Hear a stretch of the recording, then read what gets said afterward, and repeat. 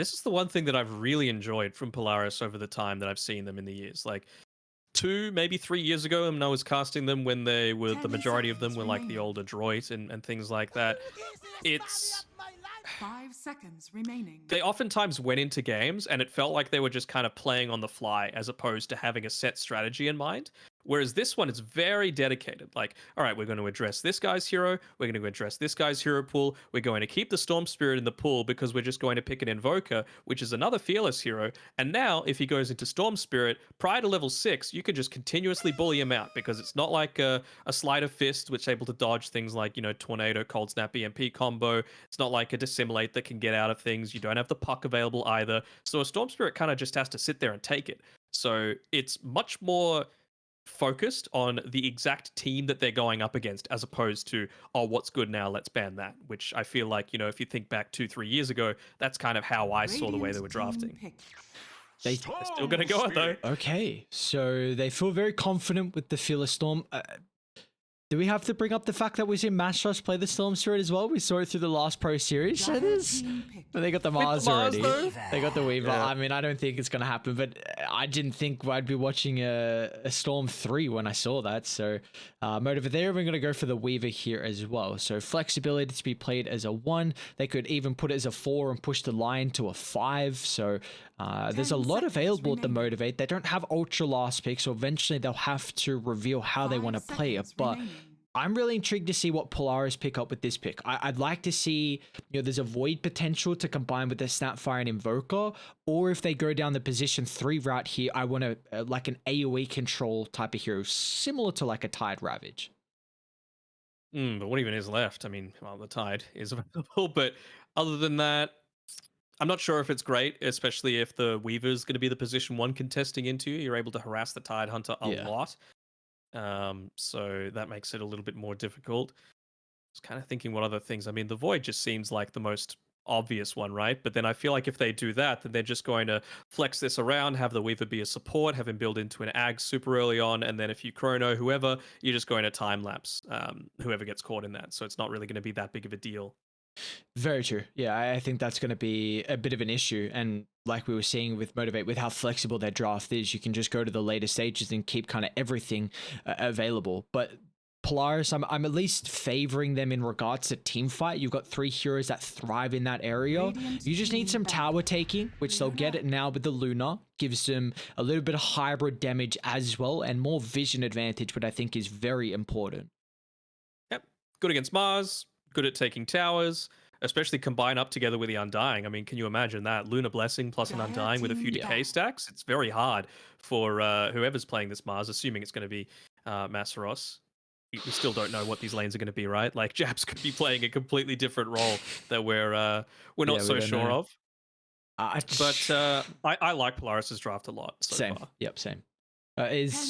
Was it the Luna pick for you, or was it just still everything that we've seen so far from them? Everything that we've seen so far, I feel like it's a huge mistake if they don't ban Tide Hunter right now. Like, yes, the Weaver is going to be a bit of an issue for you, but you need something that's going to be able to set up for, all of these abilities. Mortimer's Kisses, Eclipse, Cataclysm. If it does go that late, it's probably going to be a Quaswex Invoker, but I still feel like they are lacking that. That's the one thing that Polaris don't have in their draft right now. They got rid of the Pango to deal with it, which I like. They... I speak for the trees. This couldn't be an offlane Void, Faceless Void, could it? Maybe not now with the Furion picked up. I think you need a hero that will wave clear better and stand in front of towers. So Tide still fulfills that role. Could you Underlord? 5 seconds remaining. I don't know. We don't see hero of the lot. I think just what I'm looking for is a hero that can maybe have AoE lockdown and some way to protect towers against a Furion. That's what I'm looking for. Yeah. And someone kind of mobile as well. Yeah, because if you don't, you've got an Undying Snapfire support duo. Like that's pretty rough. Now you're really relying on Invoker to make plays. They're gonna go into a Tusk, so gives you there's ridiculous amount of amplification here for the Luna. You've got Alacrity, you've got Lil Shredder minus armor, I mean the CML Undying Ultimate for the damage amp, and we haven't even just gone to the Tuskar tag team. So there's a lot here to amp up this win condition Natsumi Luna for the later stage. This is some nutty early game though for Polaris. Like they have got so much potential to be able to take towers, to kill heroes, to kill Roche. It does put them on a little bit of a timer though, right? Like you've got a Tusk position 3. He is nowhere near as strong as a Mars if it gets to 30 minutes plus. So it's just about what are you going to be able to get? It reduces your margin. Wait, increases your margin for error? You can't make as many mistakes basically if you're on Polaris's side, but they do have all of the tools to make sure that doesn't happen. I am a little worried that they're not going to have the things to lock people in place, especially, you know, you're against a Storm Spirit, you're against a Weaver. Like, how are you going to kill these two heroes is my main concern. So I think it's going to be on the back of Mac. Yep. Might look to go into like Quaswex, Earn, Orchid build, try and lock down Fearless in that capacity. And Right, it should be Jabs playing the one, Nature's Prophet as well. Yeah, that looks like it. So what do we got? A Jabs, Furion combined up with the Lion. Q's going to go more than likely with the Masteros Mars here. I'm really intrigued to see. I think Polaris have incredibly strong lane setup with the Undying to deal with the Mars, and then you've got the Tusk and the Snapfire to combine together. Those side lanes are super deadly. The one question is how the Invoker is going to fare. Quaswex Invoker has, you know, traditionally struggled through the early stages. You don't have the greatest damage, and you're also going up against Fearless's Storm Spirit, who's level goddamn 30 on the Storm. Like, my guy plays this hero a ridiculous amount. Yeah, for sure. I want to say Polaris is going to win this game, but I am still concerned that they just don't have the lockdown needed to deal with his Storm Spirit. I feel like he's going to have a bad laning stage. Not through any fault of his own, it's just the hero matchup. But they might be even be able to spot that smoke coming through there. The Mac walked into the Treant.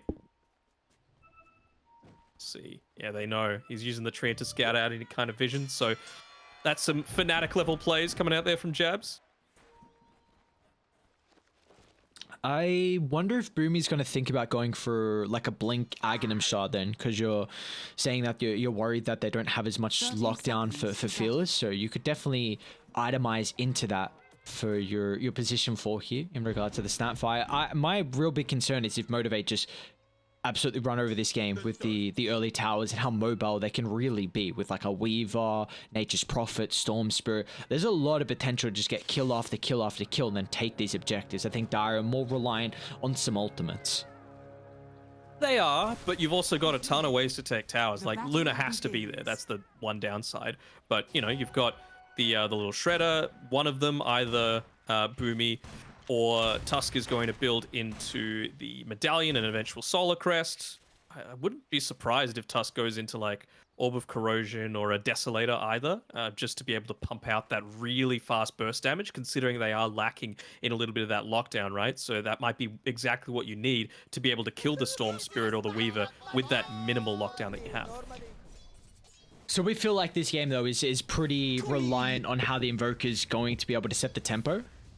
Yeah, absolutely. I feel like, you know, you can already see he's got the EMP skilled up, just trying to bully away Fearless a little bit here. He's going to get copped. That's fine. Like, he just wants to make sure that he's securing the last hits right now. Yeah, he didn't get it on Mac, unfortunately, though, which is the issue.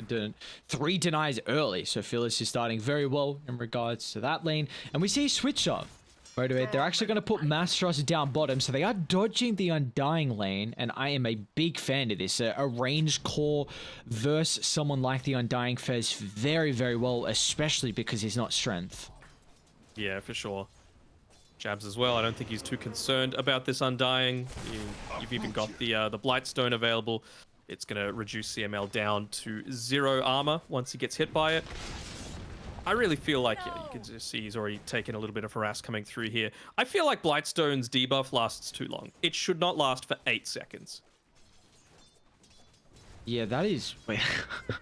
it's quite some time. It's 300 gold, right? Yeah, 300 gold. For what it provides you, I feel like this lane is so difficult actually for Polaris. Like I was in my head, I'm like, hang on, this is ridiculous lane. Undying Luna against the Mars +1. I don't think you lose that. It doesn't even matter on the support. But now the side of Motivate, they just swap up the lanes and it's beautiful. Now you give MG.Trust pretty much free farm down bot. Like, yes, you're not contesting the Tusk, but are you worried about the Tusk? I don't think so. I'm not worried about Tusk in any game that I see him as a position 3, if I'm perfectly honest. Like, you need to play like an FBZ bounty hunter level game, basically, in order to have the impact that you need to make it as a core worthwhile. He's getting a decent amount of farm so far, but again, I just feel like there's so little margin for error that it's not worth it. I'm also really intrigued on how he's going to look to item build as this game goes on. I know you brought up the Desolator a little bit earlier, but with how much farm that he's getting at the moment, we'll see how greedy Nico wants to get. But they're going to have a bit of issues really killing off Q at the moment as mid lane. Rolling out, Fearless and Mac going toe-to-toe. It might be Invoker coming out on top, but he's already used all the abilities, and that right click is not enough. Yeah, you got the uphill miss as well, which is a little unfortunate, but Fearless, of course, the standard build, rushing the bottle, has to be a little careful. He's got the Cold Snap available on Mac, but he's copping a few hits from the creeps as well. Oh, I was gonna say another miss down bottom. Q's stuck in the shards. He can look to man fight with MG.Trust. We're still trying to find our first blood, and finally it'll be picked up down bottom. So as the split bounty between Boomy and Nico, but it does cost them the life of the Tusk, so a 1-for-1 trade. Stupendous. Yeah, I feel like if he got all of the first blood gold, it would have been worth it. He actually, with that kill, leveled up to level 3, didn't put the point into the snowball to be able to get away. Maybe he just wants to prioritize the tag team and really bully out this line as much as possible. What if they look to get aggressive though on Die? They've got a double creep wave at the moment. Yep, that they will. Straight on top of MG.Trust. He's actually going to use the Soul Ring to try and push back Nico, but it can't cut through the trees and just recognizes there's no escape. Now it does give them an opportunity top. Sets-Zero and jabs. Just a little bit of damage at the moment on Natsumi. He's completely out of regen. They'll also get his courier as well and force CML to TP up just in case. Still though, I think you're relatively happy with this if you're Polaris. Like the Luna, she's doing an alright job with farming. The number one in the net worth is this Mars, just because he was given, of course, the advantageous long lane, or sorry, the short lane on the bottom side of the map for Radiant, and he avoided that Undying lane entirely. So a little surprised perhaps when these deaths start to happen that they can rotate. Ooh, CML. That's a big kill to find. I mean, honestly, I was saying this is going to be a rough lane to come out ahead on, but that Soul can do a lot of damage when you've stacked up the treants. Yeah, absolutely. 2 points into it as well. I mean, look at CML's items. He's only just... Nope, never mind. He has nothing delivered through to him at the moment. He is just saving all of his gold right now. He's going to walk back to base, buy some boots, probably. And just try and continue to be that bit of a meat shield for the rest of his team. Top tower is under attack. Do you feel like either team has the one-up here on potentially making rotations early from the supports? Not even just the supports, right? I feel like Nico needs to be part of the rotations as well, or they need to rotate to his lane, just because he's the big kill threat that they have right now. It's not an Exort Invoker, so you're not going to have that Sunstrike. So right now, Mac, he just needs to be content with farming. I feel like, you know, the ideal scenario, though, is that you would have killed Fearless at least once at this point. They're going to make the jump.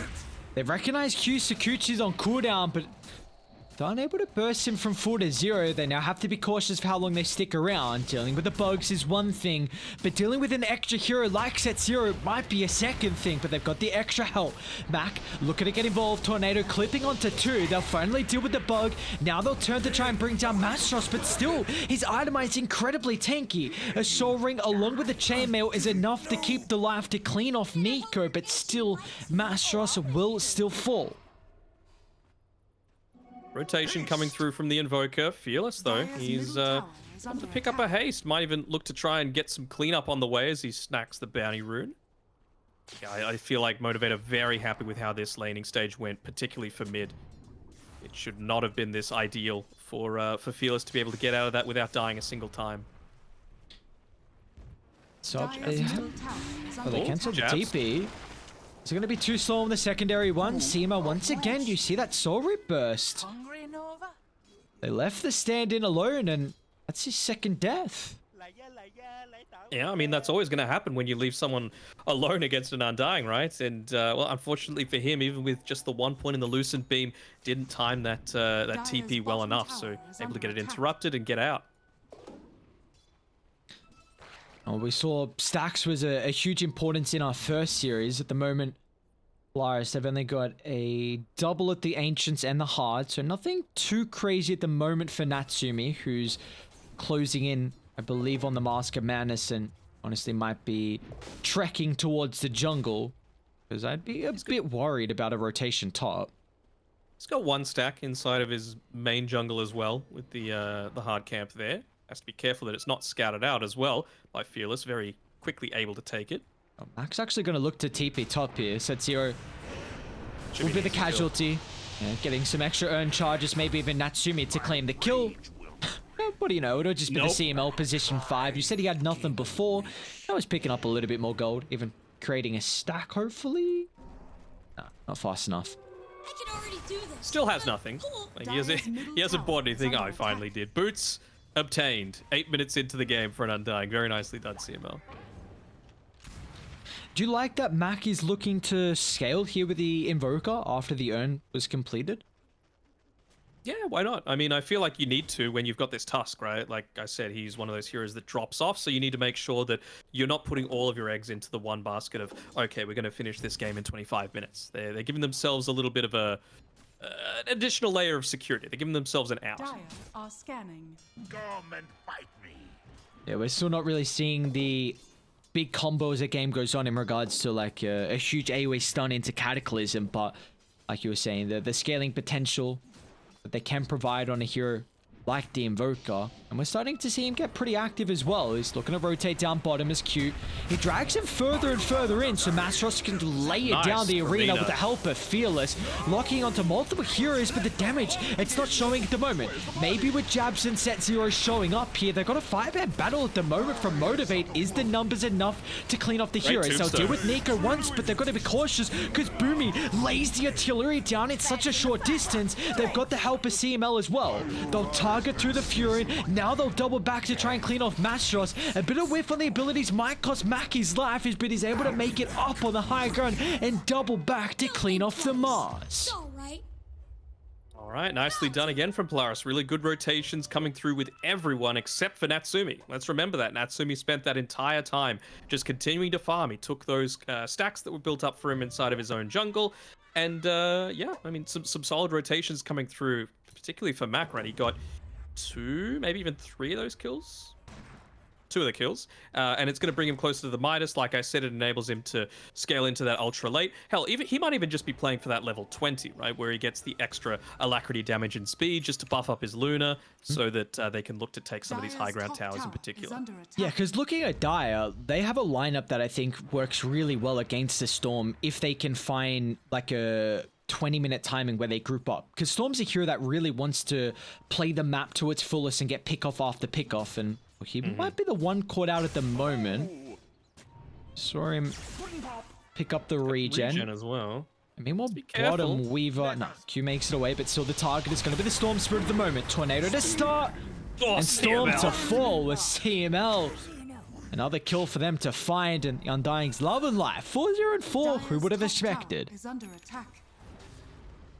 All right. Like I said, I was a little worried about how they're going to lock people down, but if you've got the capacity to have this chain lockdown back to back to back, they're making full use out of the damage that they've got. Yeah, that they are. It's scary at the moment. I mean, you take a look at the net worth lead, and it's not too drastic, but you feel like Motivate were wanting to kind of be ahead at this stage of the game with the lineup they have? Not necessarily. I just don't think that they would have been wanting to be this far behind. Sure. Like, I think they would have been happy with a neutral or even slight disadvantage, but this feels like a lot more than that. Radiant's The one bottom positive tower is that they haven't really lost any towers, hell, even much damage done to any of them. And surprisingly enough, Polaris, they're not really playing around the towers as well with this siege creep timing, which I feel like they probably could have. You know, they're feeling very strong. They've picked up a lot of key items. Maybe just looking to wait for like the Blink Dagger on the Tusk, the Midas on the Invoker, a bit more survivability perhaps for Natsumi's Luna. Like, he barely has any additional strength right now, so I feel like maybe just that Ogre Axe coming through to him. He's completed it now, so we'll have that Dragon Lance, but the time has passed. You don't have the siege creeps available anymore. Yeah, now you might be under threat of a potential blink reveal here from MG.Trust. Pretty decent timing for him, all things considering, with the fact that he's second in net worth, even though he's got those 3 deaths, and to see who the target's going to be. He's going to combine with Set Zero, who also has the Finger of Death for the burst, so That could be great. see, MG.Trust, the instant jump, will play around with the Ghost Walk. They've got the detection and the burst to combine together, and there will be no casualties in return as Motivate get away scot-free. I feel like that's who they need to go on every single fight. Mac is the cornerstone of Polaris's team fight right now. Like, without him, there's no Cold Snap, there's no Tornado, there's no setup that enables the Mortimer's Kisses to get off, or you to get the perfect Tombstone positioning, or the Tusk to be able to charge up and roll in with that Snowball, right? So Bottom lane. Awkward reveal for Phyllis, but he's just going to zip into his death as Natsumi baiting in. The tree line just drops the ultimate down instantly to rip apart the spirit. They're going to look for Q next as well. They can still look to play around with the time lapse, but Q mainly just wasting as much time as possible. Really, the main objective here is going to be the tower. Oh, Unless Mac they can again. clip him again. Yeah, like you said, Mac is showing up big time in this game one. 3-1-6 for the Coswex Invoker. Mid lane though, they have caught out Nico. Jab's going to look to show up here, combined up with MG.Trust, but maybe the damage is lacking. I mean, Jabs is going for this early Midas, so yes, it's going to allow him to transition well into the late game. They don't have this early damage that they're requiring to kill the Tusk. Maybe now with Fearless showing up, MG.Trust going to blink, pushing further away from any assistance, but still, they've compromised their own positioning, as Booming can lay it down the artillery. MG.Trust is up to safety. He's even going to drop the arena. Does he have a TP to play with? He does. He's going to get the Courier. That was the Midas. There's no way MG.Trust gets away. Tornado off the mark. There's no What a cancel. player. Meanwhile, back inside the river, Fearless is looking to try and pick up the region. Maybe Natsumi is able to bring him down, but he doesn't have the stuns with the rest of the assistants, as Fearless is back to safety, but Set Zero won't be as successful, as Natsumi amplified thanks to the Alacrity that can chase down more. Q the next target. Time lapse to fly. And he will be A-okay, but still, they're looking to converge on the area. Fearless wants it.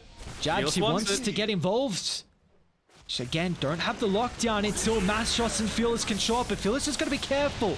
All his men are completely It's gonna be a big burned, so tag they team. identify that. They'll go towards the storm and bring him down, and now they can deal with Jabs. They've recognized that he TP'd in. There's no escape for him. There's no escape for the rest of Motivate as well.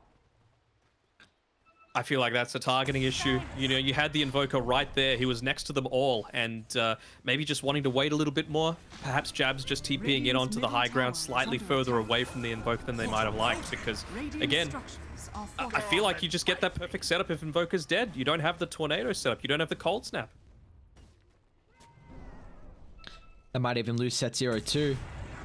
They're going to reveal the ward with that urn used from the low ground, but a kill's a kill. More than likely going to transition into the tower, especially with the catapult. Yeah, this is what they need. Alacrity, Catapult, 15 minutes, nighttime. Radiant's This middle is tower Luna's has time fallen. right now.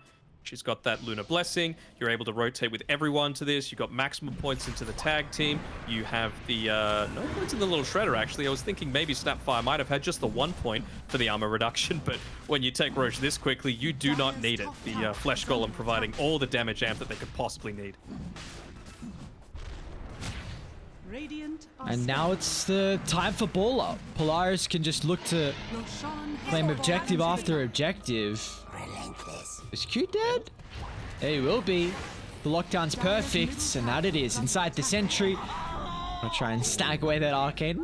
More of a pesky bug than really doing anything across the map. I guess it's space, potentially, for Fearless and Jabs.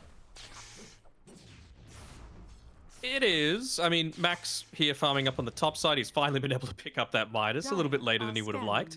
But yeah, I do agree that it is ball up and go time. Like, they're just going to look to play around this bottom side of the map. Natsumi, again, it's nighttime. They've got the vision advantage. They've set up good vision all across the Radiant jungle, except for this area to the left of the outpost. They don't really care about that, though, because they want to be fighting around the tower. So Natsumi is very strong. He's got the Aegis. It's just about how the rest of the team is going to be able to play around that. Do they actually have TPs? Are they off cooldown? Can they connect? Right now, Boomy doesn't. So if they were looking to punish Natsumi, he might be in a little bit of trouble. The alternative is just exactly what Q's doing, though. Like an elusive hero that Luna cannot solo kill and keeps the lane pushed out. They're actually even going to look to come down, but they're going to have to make the jump very fast. Otherwise, Natsumi will have assistance, and with the spear missing, that pretty much signs the end of the fight here for Motivate. As MG.Trust just going to succumb to the death. Natsumi even popping a BKB just to make sure there's no way they can turn this fight back around. They'll lock on top of the Weaver. With a flurry of damage coming through afterwards, that's enough to pick up a triple, and all they got was CML. Yeah, and they also use the fortify as well, so there's nothing really stopping them from pushing forward. I guess the lack of creeps, good job by Jabs to look to cut the wave a little bit here. It's clear that Motivate are playing for this slightly later timing. He's going into the Gleipnir, so just full glass cannon. Like, he has no stats outside of this power treads and magic wand right now. Yeah, this is the nice thing that Radiant can play around with. The fact that Dies catch and pick off potential is a bit lacking. I mean, Mac can definitely get across the map with the mobility from Wex. I mean, you've got Toss to blink as well to maybe get a catch, but apart from that, there's not a lot of follow-up. Okay, so Boomy is going into the blink Aghanim shard. So something we brought up earlier, that the kind of lack of lockdown could be an issue, but the Snapfire can itemize into that. Don't say we. Give yourself more credit than that. You were the one that called that one out. I bring you into all the successes. Mm-hmm. See. It's exactly what they need, though, right? Like, it means that if you do full-on commit onto this Invoker, who, wisely enough, is going for the BKB second item, realizing how important he is to a lot of the engagements, it means that you do have that surprise turnaround. You know, that it's only a 1.5 second stun now, not 2 seconds anymore, but still very important to be able to disrupt exactly what Motivate are trying to do prior to their BKB timings, which, well, Fearless is coming pretty soon, though, so at least he's got that extra layer of survivability. Jabs, he's going to look to turn up pretty late to a lot of these team fights to avoid a lot of that early spell usage. I think there's got to be props given as well to Phyllis with how he's actually been able to keep up in farm, considering he's got nothing out of this Orchid. He's 1-4-3, and quite often the Storm Spirit can live and die by the Orchid. If you don't get kills afterwards, your next set of items can really start to trail off. So the fact that, you know, Phyllis is actually getting the amount of farm he is very solid. Sure. But there's, you know, big issues with how you can defend towers. You know, you're at a stage now where you're giving up a tier 2 tower and you're barely getting anything in return. In fact, they won't even get the tier 1 mid thanks to the glyph. Oh, Q will make sure they get it. Top tower is under attack. Just zips on away. But it was important that they did that, though. It opens up a whole lot more of the map. Now, I think what Motivate are going to be playing around is the next Roshan. Yeah, a long zip in from Fierce. Was that just the TP away one? Yeah. Yeah. Let's see. I mean, they got a 45 seconds of the Aegis. That's probably a little bit too long to connect with the bottom tier 2 tower. Did you feel like they were probably hoping to get a little bit more objective-wise out of this first Aegis, or are they happy? I think they're okay with getting the top tier 2, right? For them, the important thing is playing around Roshan. So second Roshan, anything that will prevent them from just quickly rejoining the team fight is a good thing for Polaris. So the fact that they've taken away one of the main TP points. He's going to blink on forward. So Snapfire is going to be caught out. Fearless getting involved. I believe that was the blink reveal from set 0. So they will now have a couple of extra ways here to stem the momentum that Polaris have been building up. It's good. I mean, you've been able to wait out the Aegis without the high ground being lost. Probably was never going to really happen with first Aegis, but the big timing that they're waiting for right now on Motivate is this BKB on Masaros. He's only about 300 away, and it just feels like, yes, he could probably hit a couple more of his spells on occasion, but, you know, it just enables him to actually stand there and fight. We see a lot more Marses these days throw up the bulwark, look to redirect a lot of the aggression that's coming towards the team, particularly when you're up against a Luna, right, and an Invoker. So, you know, that's a lot of damage that you're able to just bring your way just by using an often unused ability. Yeah, and this is not a Luna without any amplification as well. Like we brought up earlier with the draft, pretty much every hero can give Natsumi some extra benefit here to help snowball and I should say scale this game. And he's going to be the big win condition that our eyes are on, and he'll be working into the Eye of the Skadies, the next item. When you've got 4 ranged heroes and 2 of them being cores, and that Skadi is going to have an immense amount of value. This is a big win for Motivate, actually. So they're going to clear out this creep wave. Masaros will finish his BKB from doing this. They use the Mortimer's Kisses. They don't have Glyph available. They're setting up top. Oh, nice blink. Just they even forced Natsumi's TP. So if they see the Luna, they'll be well aware that she's forced to stay at this side of the map. Motivate, this could give them a window to maybe get a pick off down bottom. And they know they're going to look to jump instantly. Mac underneath the tower is in trouble here. Fearless, no, the snowball, not enough to be able to keep him alive. But still, for the rest of the Motive, looking to connect on forward underneath the tier 2. With the drop of the tombstone, they'll deal with it afterwards. They still want to stick around with the numbers advantage towards the northern side. Natsumi has been forced to drop the BKB with Eclipse, at least the magic immunity, granting him some extra protection to make it back towards the tower. But Masaros isn't going to give him that opportunity. With the help of Set 0, they'll dive deep behind the tier 3 and make it a 5-man wipe. And look at the difference that a single BKB makes. You know, Masaros, he dies. You know, Luna gets away. Luna survives, and you at least trade a core for a core. You're able to, you know, move off to the other side of the map and continue farming. But instead, they're going to get a full wipe. They're going to take the tier 2. They're going to take the outpost as well. They could even look to start pressuring onto this mid-tier 3 tower. Fearless didn't even need to use the BKB, I don't believe. And this is the other thing as well. Like, it didn't happen in that fight, but considering Jabs is going for this, like I said before, the glass cannon build, it's not going to be as big of an issue now that he's got the BKB coming out to himself. But at least you're going to have Masaros there to stand on the front lines, be very tanky, and just enable Jabs to actually just stand there and fight. He's not going to worry about his positioning quite so much. He's just going to be able to dish out as much damage as possible in a short period of time. And what a crazy story that fight has here for the game. I mean, Motivate just have an 8,000 net worth lead all of a sudden. Look at the win probability graph. Like, that is the biggest spike I've ever seen since I invested into Shipcoin. And now you even give up the gem as well. So Q's holding that one. Dai had a very, very solid amount of wards across the map that was giving them a lot of information, but now this might start to tail off here if Radiant look to continue to hold the gem. It's so important that Mac finishes his BKB. Like, just how that BKB on Masaros enabled Motivate to win that fight. If Mac finishes up his BKB, it's going to put Polaris in a pretty good position. It's just, is he going to get picked off in the meantime? He's allowing his Forge Spirits to do the majority of the work here. Eventually, we'll drop down the meatball.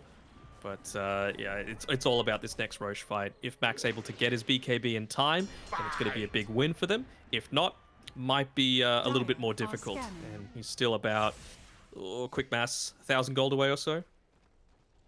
I'm also really intrigued to see how the Tusk is going to be in regards to positioning. I mean, we saw Nico almost keep Mac alive with that Blink Snowball. So if he's in maybe just an inch better positioning, that could be, you know, life or death here for a core on the side of Polaris. But regardless, you will at least have now the BKB to play with on Mac. It's going to be a big timing for them, and they're going to look to use this instantly with a smoke. But unfortunately, this was underneath an observer ward, so Motivate, they've got the awareness that this is occurring.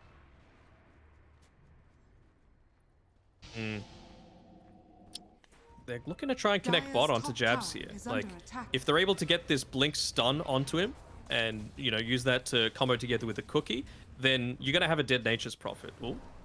Jabs. Careful here. How quick is he? Oh, they with might his hit the sprout. reactions? Of the wood. Jabs just got a Quick fingers. BKB. He's not going to go for it. Might have to afterwards unless Matt can perfectly lock him down, but you force a BKB. 9-second charge. Instantly, they're going to look to make a play top. Maybe they wouldn't expect this with how fast of a movement it's going to be from Motivate. Instantly, Arena along with the zip to burst through CML. Natsumi. Now that is a much more difficult opponent. Fearless is out of mana completely. We'll have to pop the BKB, play around with the bottle charges. Maybe the zip down to the low ground can even make it.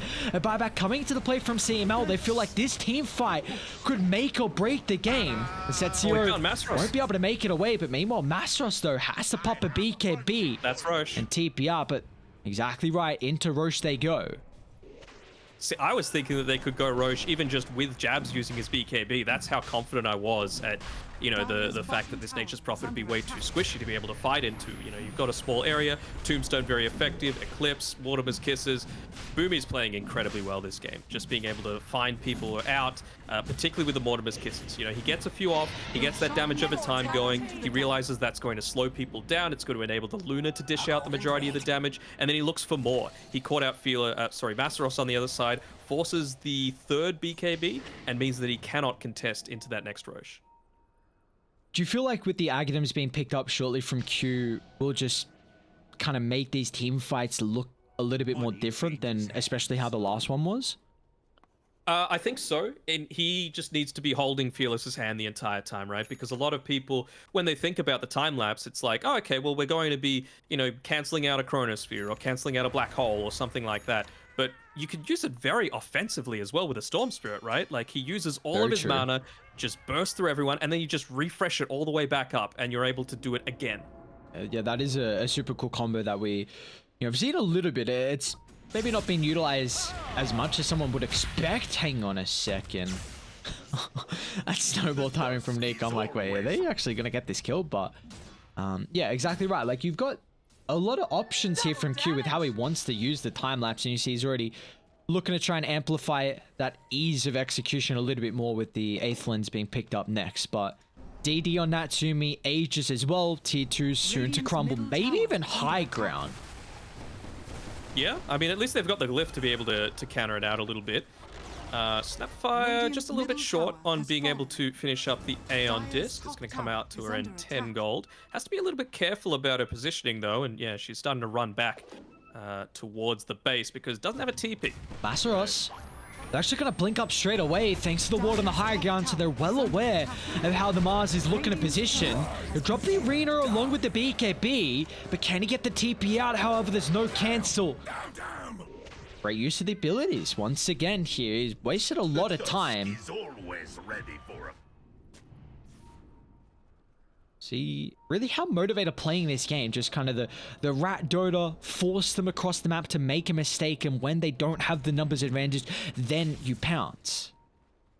Now, Masteros, he's going into a refresher on this Mars. Is my man going to have the mana, is the question, to be able to cast all of this combo? Because, I mean, he's going to need to be on point with the Soul Ring usage for sure. Oh, Boomy? Hang on, Boomy, what are you doing up here, my guy? He's got an Aeon disc, helping Nico as well. It was a bait. What a player. All right, let me do some quick maths. So 300 refresher, 200 for the arenas. So that's 700 mana, and you've got a, let's call it 1,000 mana pool. So not too much left for being able to use Spear of Mars and God's Rebuke. I suppose he'll have double Soul Ring though. What do you really feel like this refresher is for? Is it just maybe double, well, the second arena BKB. to kite the Luna? Okay, so you feel like it's just a BKB? Yeah. I mean, second arena to be able to use on the Luna. I think the first one is to try and bait out a BKB on the Luna. Yep. Then you run back towards a choke point, wait for the duration to run out, use it again, and then essentially it needs to be a perfect play coming out from Nico to grab her and snowball out of the arena. Yep. If that doesn't happen, Polaris is going to lose the fight. That's how I was envisioning like the second, well, at least the fight to break out here for Mastros, who's getting stalked at the moment. Yeah, they'll jump in instantly.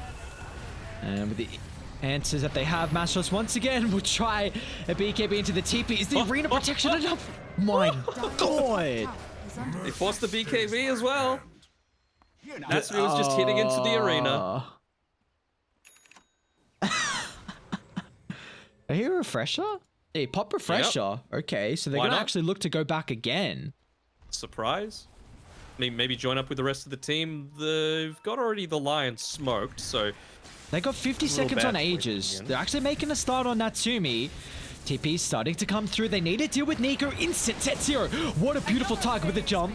They'll get rid of the snowball save on the needs to be first BKB. snipe, but Jabs is going to be careful. An early BKB pop, and now Natsumi back for round 2. And they're all grouped up. The Cleave's going to work here thanks to Glaives. They can even drop the Eclipse afterwards as well, but they've got to be careful. The Lotus Orb and Snowball a little bit too late to keep the raid boss alive. And now Motivate can just encompass them underneath the T2 tower as Max BKB will do naught to keep alive as once again Motivate 5-man wipe, a triple for MG.Trust. Up the high ground they go. His bottom tower has fallen.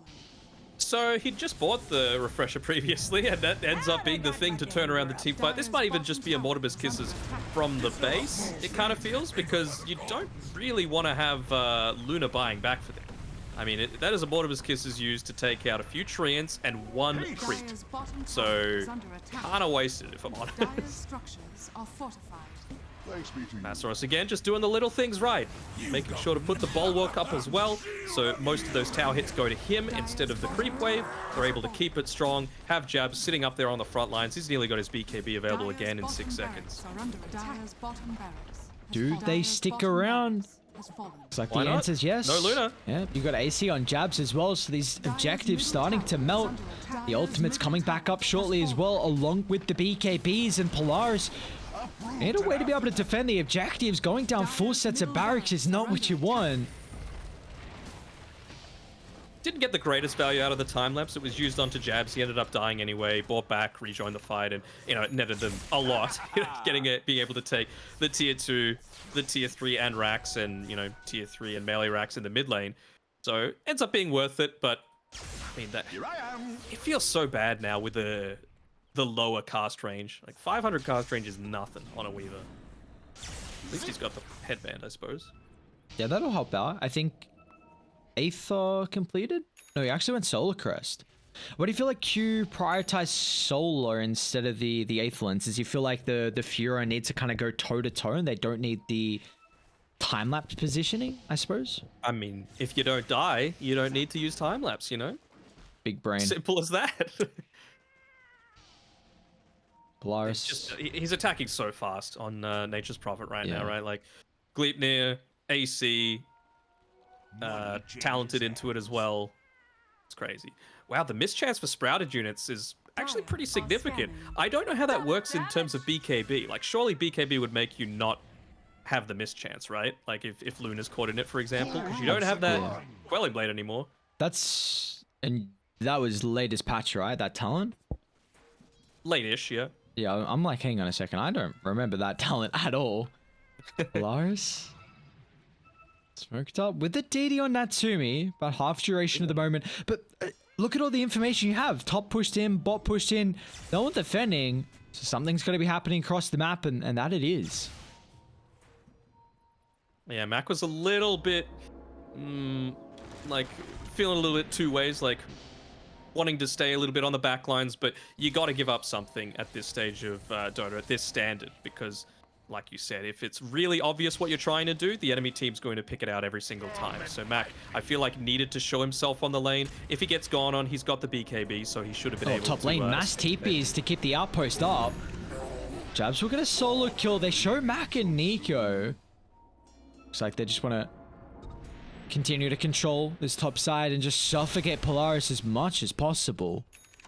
They got the sheep stick now, actually, on Invoker. That's a pretty big deal, especially if you're able to catch out the likes of the Storm Spirit or the Nature's Prophet. Nature's Prophet is the one, right? Like, if you're able to kill him in the duration of a sheep stick prior to the BKB being popped, it's enormous. So that's what I'm going to be looking at here. Is Mac going to be on point with that? And as well, is Q going to be in position to be able to get that time lapse off, if that is the case? Jabs?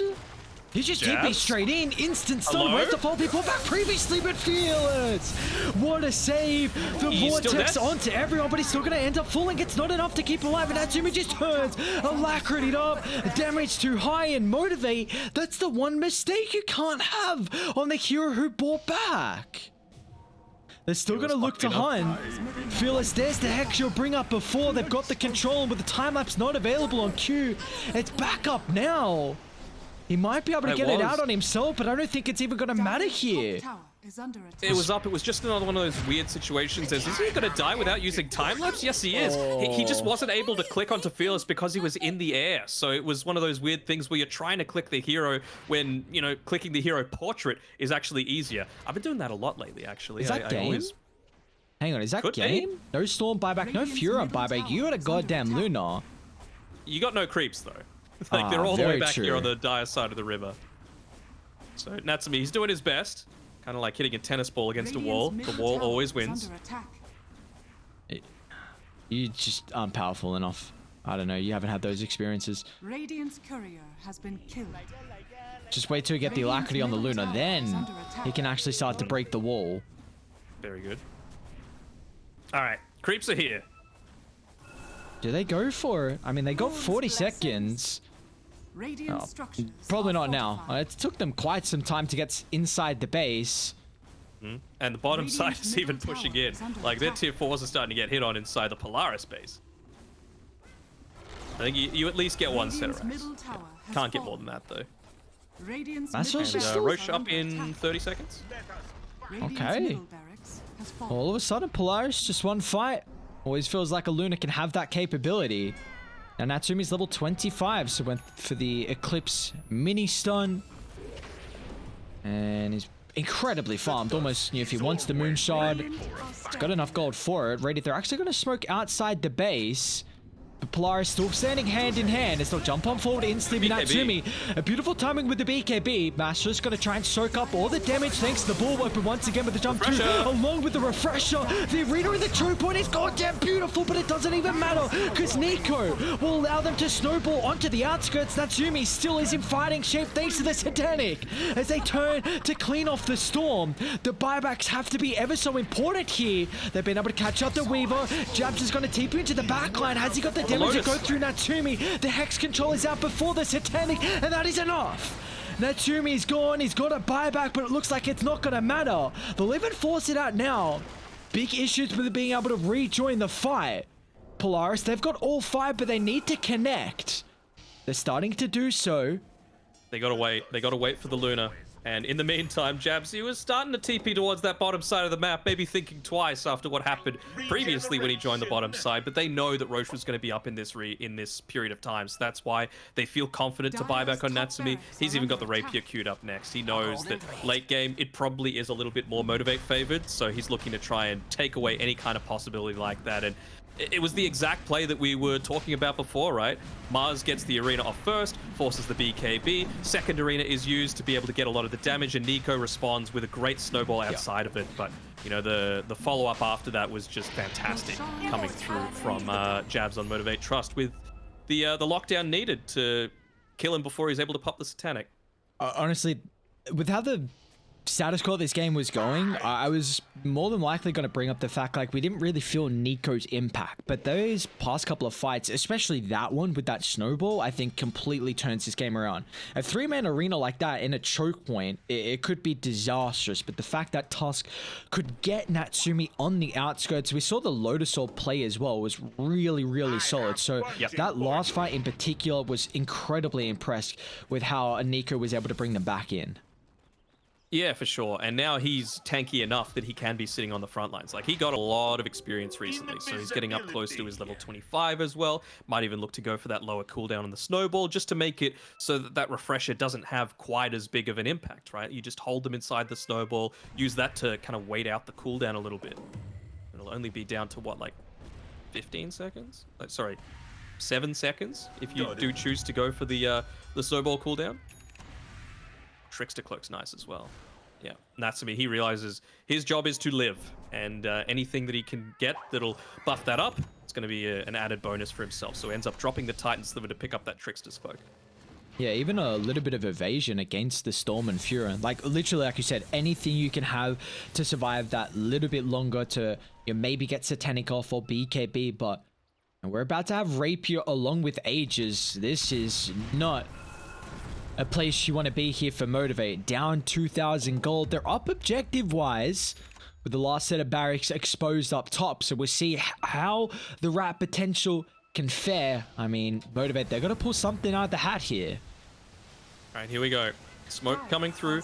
At least the lanes are a little bit more pushed in this time around for Polaris. So they're going to not be quite as obvious with their movements coming through. You've got the Forge Spirit looking to kind of push the lane out in mid a little bit. But Jabs, he's gone for the Rat plays. Mac can kind of sense that it might be coming, though. Sitting on the top side. He's got the boots of travel, so he can look to join his team anytime. Has Jabs got shard? And doesn't have shot. Jesus Christ, that's a lot of damage. Have any way to go through? Nico, shot play! Nico, that's crazy! Oh my god. What? See, now if this is a pub, this is when you shift enter worth question mark. Like, is that rage barracks worth that death? Because I would probably say no. Bringing close to that level 25 as well. They're really prioritizing it. They made sure to feed the tome into Nico as well. And this is all the while that you've got poor CML sitting on level 14. Poor guy. Gee, how's my guy on level 14? I mean, he's done his job. He secured Natsumi's lane. Is Nico going to run into Mashos? No. Yeah. He's thinking about it. Oh, he has done the other thing as well that I always get super tilted about, is that, you know, someone's holding a magic wand and they've got their cheese in the backpack and it's like, please just move the please. Like, what's the point in holding the cheese if it's in your backpack? Yeah, he's done it now, it looks like. Cheese is in. Minute and a half, by the way, on Aegis. Smartly done though by Fearless to clear out that wave. They're just trying to protect that mid wave as much as possible. Looks like they'll be able to. Umi's job is to make sure it's cleared out. Just a clear wave. That did get rid of backdoor though. They waited long enough that the backdoor protection actually was removed. So they should be able to clear out this lane of racks in the time that it takes for backdoor protection to come back up. Oh no. Natsumi. Oh no. Natsumi. Amasros. Maybe this is giving him time to stick around. That's an ambitious TP. Maybe he's actually baiting a fight. We'll see what's going to happen. Zip on top of the backline. They've been able to deal with CML, or have they? The actual little help, thanks to the Holy Locket heal, is enough. CML will keep his life, but they've already dealt with the Aegis. Meanwhile, Mashos is just going to get obliterated. Meatball drops. So, second round with the BKB. Thanks to the refresher, it's going to drop the arena. Mashos is back to safety, but meanwhile, Jabs is just beating onto the T4 towers. First is brought down, second soon to fall. He's wasted the BKB. He's going to look to go through with the help of the Desolator, but Boomy getting involved as well. The chain lockdown to bring him down. It's enough, but Fearless, or is it? The Vortex with the multiple heroes, the throne's falling. Look at the health coming back as well. Thanks to this pandemic, the throne's gonna fall and Motivate. Yeah, he jumps from the ease. Oh, what? man, I didn't see that either until you called it out. I'm like, wait a minute, surely he can't be taking it that far. What? He survived. I need to look back at that. How low was he, HP wise? He was on like 50 HP. It had to have been. What? The shot calling for him to say, guys, screw the base. Let me get the Deso. Let's TP in. Let's go throne. Let's not fight them. Just make space. Waste time. Delay it. I've got this. There's stand-in coming through. Jabs. Oh my. That's disgusting. That's actually disgusting what just happened. 25,000 building damage done by Jabs. More than the Luna, who almost single-handedly was the one that took the entire Radiant base. But at the end of the day, take Ancient, win game. So, you know, despite the fact that he probably had a death that he would like to regret on the bottom side of the map that put them in a bit of a rough spot, it was Jabs' decision-making that ends up securing them the win. Yeah, I mean, what a game one we got though. This is an exciting series. 44 minutes in, you know, a back and forth game. We had the Rapier Ages try and end it all, Motivate being able to come back. Some cute individual plays as well. You know, the shards in particular to potentially, you know, get the kill on Jabs and then go from there. But with how Motivate were able to play this, I mean, it was just an exceptional late game execution, kind of out of nowhere. All right, I want to watch back that replay. Well, one of them caught inside the Sprout because he has the Sprout talent.